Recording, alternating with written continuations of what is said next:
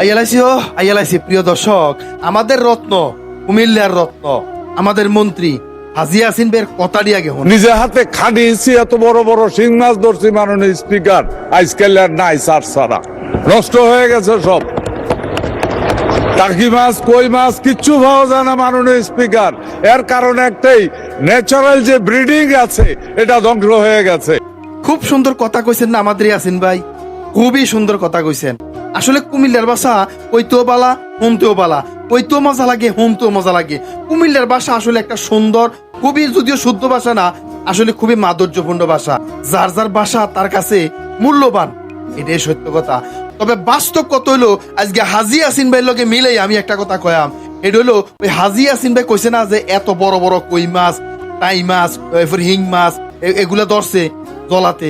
আসলে আমরার হইলা জলা, আমরার জাগুরিয়া জলা, আমরার দলি জলা, আমরার কুলাই জলা, আমরার অরসপুর জলা, আমরার আরো কুমিল্লাতে যতগুলো জলা আছে এই জলা ডিরে মার দিছে।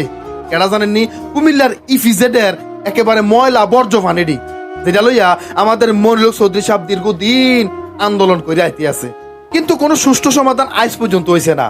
কুমিল্লা ইফিজেডের এই যে কালা কালা মশা হানিডি আইয়া জলার মাছটিরে শেষ করে জ্বালাইছে।